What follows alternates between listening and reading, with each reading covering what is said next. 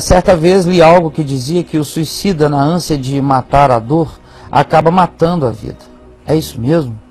Um amigo nosso estava devendo muito e, por não aguentar a pressão, deu fim à dor e com ela acabou a sua vida. Será que ele foi para o inferno? Essa dúvida me persegue até hoje. Muito obrigado pelo programa e que muito tem nos ajudado. Tem um outro aqui que fala assim: em que se baseiam os evangelhos para dizer que todo suicida vai para o inferno, Caio? Acho interessante também pensarmos quando o suicídio é resultado de uma tentativa de salvar outras pessoas. Seria então um sacrifício para salvar outros, cara? Para aí. Bom, se é a mesma pessoa? Não, são três perguntas diferentes, tá? No primeiro caso do amigo, ele leu em algum lugar que na ânsia de tirar a dor, o indivíduo tira a vida. No caso do suicídio, e aí aplicou a um amigo dele que em desespero suicidou-se. Aí vem a pergunta, será que ele foi para o inferno? Eu vivo com essa angústia, não é isso? Isso, a dúvida me persegue até hoje. A segunda questão é no que os evangélicos se amparam para fazer essa afirmação peremptória de que o suicida está perdido. Perfeito. E a terceira questão foi... Acho interessante também pensarmos quando o suicida, o suicídio é resultado de uma tentativa de salvar outras vidas. Isso, foi suicídio salvar outros. Sim. Bom, indo de trás para frente, ninguém praticou suicídio quando o ato da sua entrega para a morte foi para salvar outros. Isso já acaba com a categorização dessa experiência como uma experiência de suicídio. O indivíduo está amando outros e, para preservar a vida de outros, ou tirou a própria vida, ou entregou a própria vida, seja lá como tenha sido a circunstância, mas ela desconfigura a ideia do suicídio. O que configura realmente a ideia do suicídio é o desespero humano. É a angústia humana, na solidão humana, que toma essa decisão em relação a não suportando mais a dor de ser, a dor de existir, a angústia do viver, o indivíduo decide tirar a própria vida. Isso é o que caracteriza, não importando quais sejam as causas. Tanto no judaísmo, quanto em vários outros grupos de expressão religiosa não cristã do mundo, na maioria dos casos, o suicídio é interpretado como um estar fora de si. Justamente por isso, existe uma certa indulgência prática em relação ao suicida nesses sistemas religiosos. Embora, na construção doutrinária do judaísmo, não do Antigo Testamento, que praticamente não fala no assunto, mas do judaísmo, que construiu muitas doutrinas paralelas, na construção doutrinária do judaísmo, o suicídio seja chamado de pecado, não se o recomende sob hipótese alguma, e ainda tem aquele agravo histórico de fazer com que o suicida não seja sepultado no cemitério dos normais. Ele é sepultado num cemitério de suicidas. Ah, no judaísmo? É, no judaísmo. Tem um cemitério de quem suicidou? Mas em geral, mesmo na cerimônia de encomenda do corpo, eles dizem que estava fora de si, tentando quebrar o significado do ato cometido, como carregando qualquer implicação eternizantemente maligna para o indivíduo. Não só o judaísmo, mas o islamismo faz assim, embora o islamismo seja bem mais radical quanto ao destino do suicida, nos textos escritos, embora existam homens-bombas e haja intérpretes islâmicos que tentem justificar o homem-bomba à luz do Alcorão e de outras tradições islâmicas. Sim. Mas os textos islâmicos mais antigos e originais são completamente contrários. E o catolicismo sempre foi veemente quanto a declarar que o suicida estava no mínimo no purgatório depois que inventaram o purgatório. Antes de inventarem o purgatório, que foi uma invenção bem recente, uma construção na história do catolicismo, foi uma descoberta bem recente, foi uma espécie de novo mundo intermediário para os católicos. Foi um Cristóvão Colombo descobrindo o purgatório como lugar de purificação, como uma transição entre a terra e a eternidade celestial. Criou-se o purgatório como lugar de pagar penas para a salvação.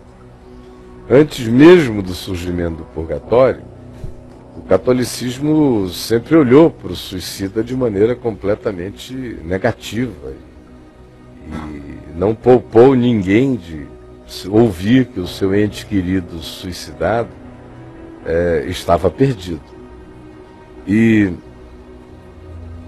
embora você tenha encíclicas católicas no livro de catecismo católico, você vê lá numa das cláusulas, 2244, uma coisa assim, está lá escrito que ninguém deve julgar um suicida como sendo alguém que foi para o inferno, porque só Deus conhece os mistérios do coração humano. Embora isso esteja escrito lá, na prática, diferentemente do judaísmo, que no que se diz na doutrina é pesado e na prática eles aliviam, no catolicismo o que se diz no catecismo é benigno, quanto a não se meter, deixar isso com Deus, mas na prática a gente sabe que os suicidas são tratados, e até há não tanto tempo atrás eram tratados de maneira muito perversa. E a família sofria muito e tinha que rezar demais. Famílias de suicidas gastavam uma grana, não só rezando, mas pagando missas e missas e missas e missas e missas para ver se catapultavam o cara daquele estado de purgatório, no mínimo, e um purgatório horroroso. Já os protestantes, e com os protestantes os evangélicos, sofreram um monte de mudanças nesse processo. Porque o protestantismo original, com Martim Lutero, por exemplo, lidava com a questão do suicídio de maneira muito diferente da Igreja Católica. E foi um dos aspectos que promoveram, que estimularam o racha. Foi quando Lutero, como monge agostiniano, viu lá na paróquia onde ele servia, que uma determinada criança, sim, adolescente, tinha se suicidado de agonia. Uma criança que, dia após dia, vivia em estado de abandono, de muita tristeza, de muitos maus tratos, e ele sabia. E ela se suicidou. E ninguém queria oficiar o ato fúnebre da criança. E nem tampouco designar ao adolescente uma sepultura digna. Queriam enterrá-lo longe e numa vala assim qualquer e acabar a história, jogar a terra por cima, virar as costas e não tocar no assunto. E ele ficou tão indignado com aquela situação que ele abriu uma cova ali no ambiente da paróquia. Oficiou o ato fúnebre, gritou, esperneou e bradou sobre o pecado e a blasfêmia de se tentar penetrar nos escaninhos do coração humano. E fez o que era proibido fazer. E isso foi uma das coisas que geraram as últimas gotas d'água para a ruptura dele com o sistema religioso católico, e as perseguições foram se intensificando a partir daí. Como eu disse, a partir de Lutero, não dá para a gente dizer que o protestantismo tem uma linha mestra a definir essa perspectiva relacionada ao suicídio. Os grupos históricos, e aí por históricos entendam os reformados,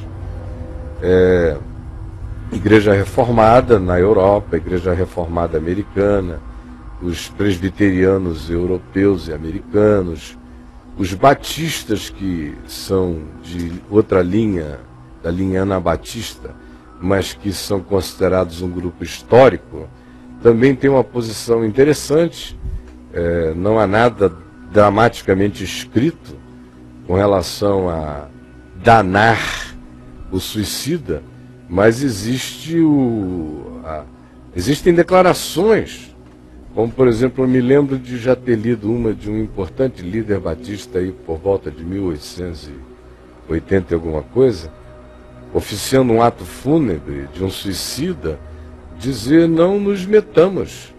O que de fato é pecado contra Deus é saber do amor de Deus e em vida manifestarmos-nos indiferentes a Ele a existência inteira, ou blasfemarmos contra o Espírito Santo, significando dizer rejeitarmos em sã consciência a graça de Deus em nosso favor por causa das loucuras dos nossos desejos ou caprichos ou ânsias de poder, ou por causa da nossa hostilidade contra a verdade, da nossa hostilidade contra Deus. Já o meio evangélico, após ter se pentecostalizado, quando a presença pentecostalizante começou a crescer no meio evangélico, e metendo e fazendo a sua metástase para dentro do protestantismo histórico, é que isso começou a ser alterado, porque já é no pentecostalismo e no evangelho, nos evangélicos pentecostalizados, os que sabem que são e os que não sabem que são, sejam eles históricos ou não, é que surgiu essa ideia do suicida completamente perdido e alienado. Sua pergunta, você da segunda pergunta, é qual a base bíblica? Não existe. Não existe base bíblica, isso é um dogma, isso é uma ilação. Agora, quais são os argumentos teológicos que os evangélicos usam? O principal deles é associar o suicídio com o mandamento do decálogo que diz: não matarás. Aí o cara então diz: bom, não matar é não tirar uma vida. Ora, se alguém tirou a sua própria vida, tirou uma vida, logo matou. Portanto, o suicida cometeu um grave pecado porque tirou a sua própria vida. Essa é a ilação, essa é a base bíblica. E se você pode espremer, ler o que você quiser, você não vê nada passar daí. Aí vem todas as outras coisas sobre o valor da vida, sobre a ingratidão radical do suicida, sobre o desvalor que tal atitude imputa à existência. Eu já vi pessoas e teólogos escrevendo, dizendo a afronta, a dor causada ao coração de Deus, o que faria com que Deus jogasse o cara no inferno. Ora, é um Deus tão sensível, tão magoável, tão dolorível, tão extraordinariamente frágil, tão pequeno e tão mesquinho, porque ele ficou com aquela dor. Ele disse: então sai que eu não quero mais te ver, vai para o inferno, meu filho, criatura ingrata. Então o cara vai para o inferno porque tirou a sua vida e aí matou. Vai para o inferno porque feriu o coração de Deus numa ingratidão radical. E vai para o inferno porque deixou os parentes tristes de uma tristeza sem cura. Porque já é a conclusão de que, porque teria ido para o inferno, os parentes, sabendo disso, ficam com uma tristeza sem cura. Então o cara vai para o inferno duas vezes. Vai para o inferno porque já teria ido, e por cuja realidade os parentes sofriam uma tristeza sem cura, e por cuja tristeza sem cura o cara vai para o inferno. Esse é um argumento evangélico, é um argumento escolástico, sem nenhuma densidade de nenhuma natureza. O que particularmente eu penso, isso é o meu pensar, o que a Escritura não afirma assim com todas as letras e com todas as expressões, eu não quero fazer disso nenhum tipo de afirmação peremptória. Mas é minha convicção, e a fé que tu tens, tenha para ti mesmo, e a minha eu tenho para mim mesmo, e a tenho com toda consciência, responsabilidade e destemor. A fé e o entendimento que eu tenho, segundo o Espírito que eu discerno no Evangelho, segundo a graça que eu vejo em Jesus, segundo a misericórdia, a bondade que eu percebo em todos os atos e gestos e tratos de Jesus, segundo a realidade de que eu conheço Deus em Cristo. Como Jesus disse, quem me vê a mim, vê ao Pai, de modo que o Deus impenetrável se me torna acessível quando eu o discerno no único meio de discernir Deus com mais proximidade para o homem, que é em Cristo, o homem, em Jesus. Eu, quando olho para Jesus, eu não vejo espaço para associar o suicídio à inescapabilidade do inferno. Aí você citaria o caso de Judas. Os evangelhos dizem que ele se perdeu, chamam-no de filho da perdição, essa coisa toda. A minha pergunta é, e foi por causa do suicídio ou foi por causa do coração dele? Foi por causa do coração ou foi por causa do suicídio?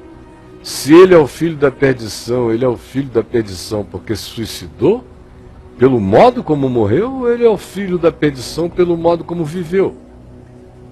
Ora, a gente lê, especialmente o Evangelho de João, é o único que faz essas afirmações mais peremptórias sobre Judas, que era ladrão, que era enganador, que só se preocupava consigo mesmo, que é o filho da perdição, afirmando algumas vezes, 5, 6 vezes a gente encontra isso no Evangelho de João. Nenhuma das alusões atrelam-se ao modo dele ter morrido.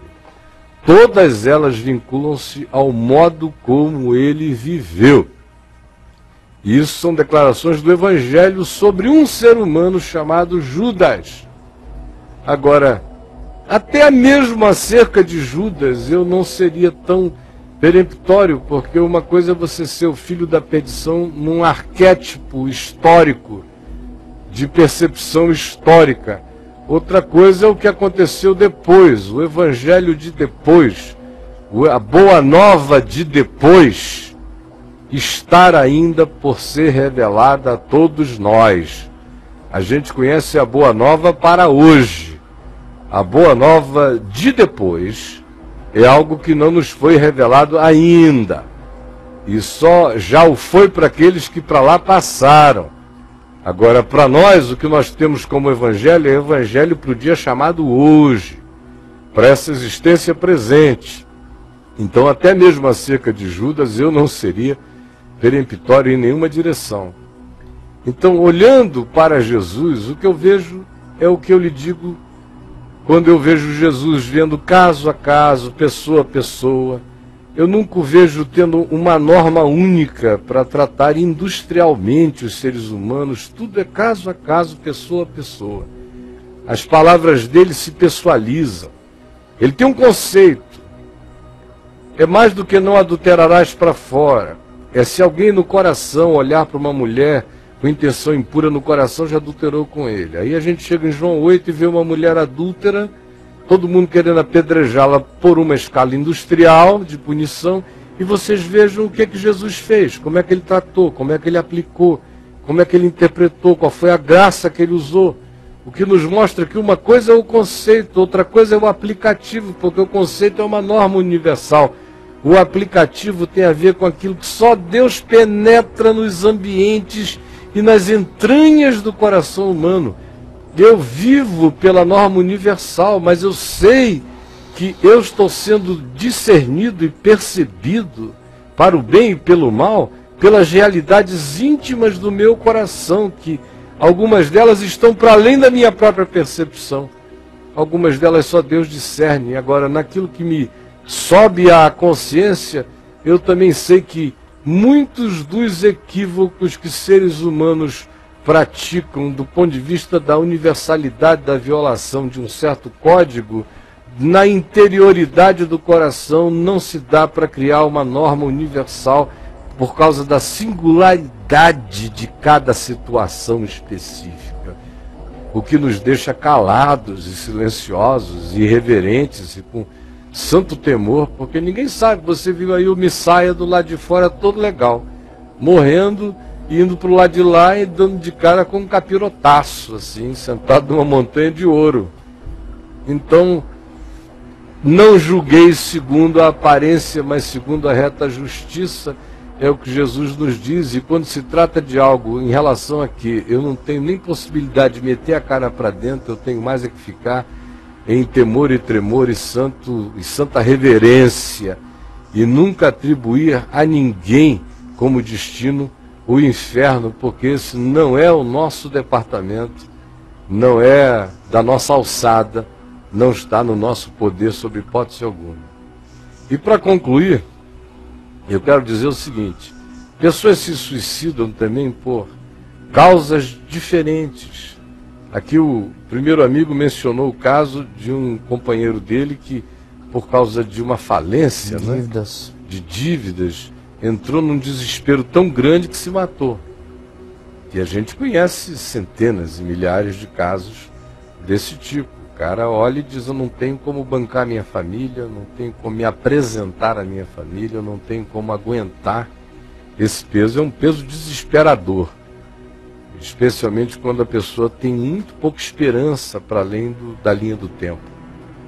Agora, e essa é uma das causas mais comuns, é esse tipo de desespero aqui levantado pelo nosso companheiro. Uma segunda causa tem a ver com angústias de natureza psicológica.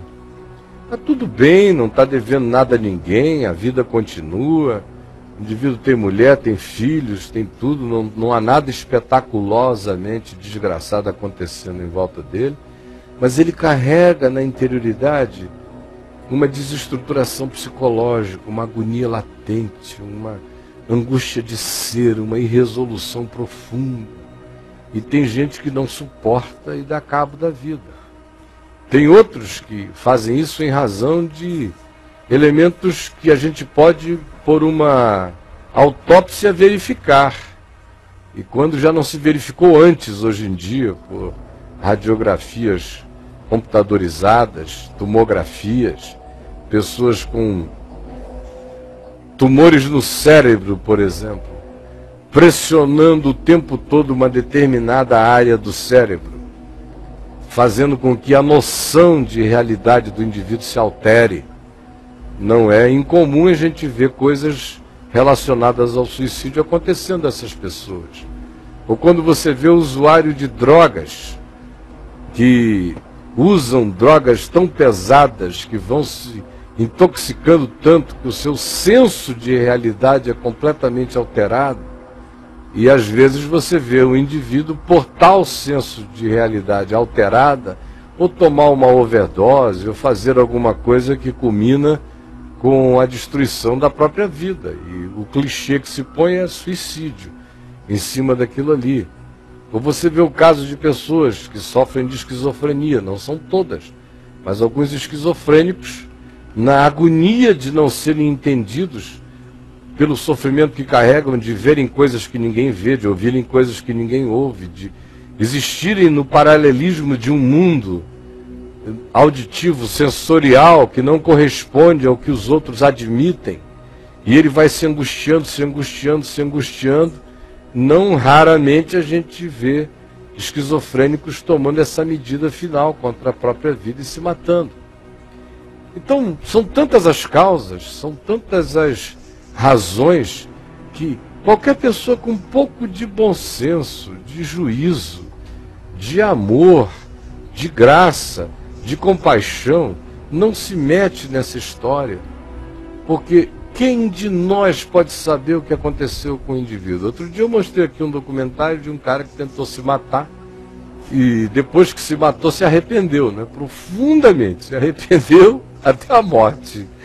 E diz: ai meu Deus, o que é que eu fiz? Tem misericórdia de mim, morto, coração parado, cérebro parado, tudo parado, e o cara sai do corpo e diz, não, não, não, por que eu fiz essa loucura? Tem uns 2 meses eu mostrei esse documentário aqui.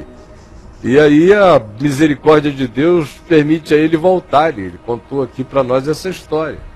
Como eu já ouvi de outros, não em documentários, atendendo gente que diz, olha, eu tentei me matar, mas a experiência que eu tive de lucidez antes de conseguirem me fazer escapar e me trazer de volta foi tão profunda que eu sei que a continuidade daquilo, se tivesse continuado, não me levaria para nenhum abismo, mas para a graça de Deus, porque a luz do arrependimento que me veio e da súplica ao Pai foi tão forte que eu sei que o meu caminho seria outro. Agora, com isto, gente, pô, não tem ninguém estimulando ninguém aqui a se matar nem a se suicidar. A gente tem que se agarrar à esperança de viver com todas as forças. Lembrando de gente importante e séria como Paulo, importante na perspectiva do conhecimento de Deus, do discernimento espiritual do significado da vida. Mas ele diz aqui em 2 Coríntios, no capítulo 1, um texto que eu acho que deve ser ouvido por nós com toda consideração, como todos os demais. Mas no dia de hoje, preste atenção neste texto, onde ele diz, 2 Coríntios, capítulo 1, verso 8, não queremos, irmãos, que ignoreis a natureza da tribulação que nos sobreveio na Ásia, provavelmente em Éfeso, porquanto foi uma tribulação de natureza tal que se tornou algo que ficou acima das nossas forças, o podermos suportá-la, a ponto de desesperarmos até da própria vida. O que Paulo está dizendo aqui? Senão que ele sofreu uma tribulação tão angustiosa na Ásia, em Éfeso, onde a gente lê aqui em 1 Coríntios 15, 32, uma afirmação dele muito sutil e interessante, porque não há narrativas históricas para corroborarem ou ampliarem, não se trata nem de corroborar, de ampliar essa afirmação dele. Histórico isso aqui foi. Ele diz em 1 Coríntios 15, 32, se como homem lutei em Éfeso com feras, que me aproveita isso? Se os mortos não ressuscitam, comamos e bebamos, que amanhã morreremos.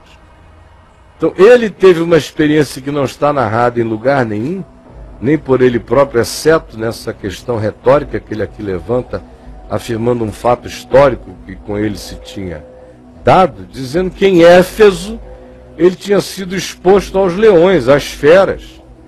E eu tenho, assim, uma intuição de que aquilo a que ele faz referência em 2 Coríntios, no capítulo 1, no verso 8, provavelmente seja essa natureza de tribulação, de ficar ali sendo acossado por feras famintas. E ele diz, foi algo acima das nossas forças, aquele modo de morrer era uma coisa horrorosa, a ponto de que, se eu pudesse, eu teria tirado a própria vida para não me submeter àquele modo de morrer.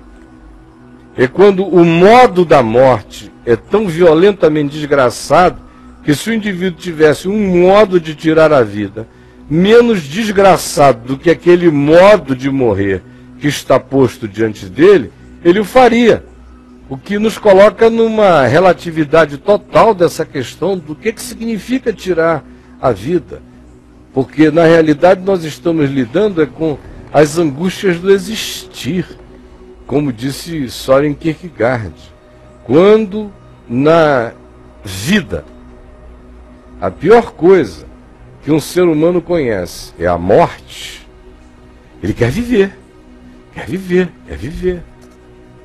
Mas quando de repente, na existência desse indivíduo, a pior coisa que ele passa a conhecer é a experiência de estar vivo, por qualquer das razões aqui já por mim aventadas e 1 milhão de outras que não foram e nem serão, quando na existência, a pior coisa que ele então passa a conhecer é estar vivo, diz Søren Kierkegaard, nesse dia ele quer morrer. Porque ele encontrou algo muito pior do que o que ele pensava que fosse a morte, ainda que a morte não mate ninguém, mas isso, creio eu, isso cria Paulo, isso cria aquele que crê em Jesus, isso cria aquele que já meteu a língua na eternidade, tomou posse pela fé de todo o bem, de toda a glória que nos está reservada em Cristo Jesus. Mas o indivíduo sem essa consciência, sem essa esperança, tem na morte o referencial final de desespero e de desgraça, e de cessação da existência, até o dia em que ele já não se agarra mais à vida, porque na existência ele conheceu algo pior do que o que ele concebe como sendo cessar de existir e de viver pela chegada da morte.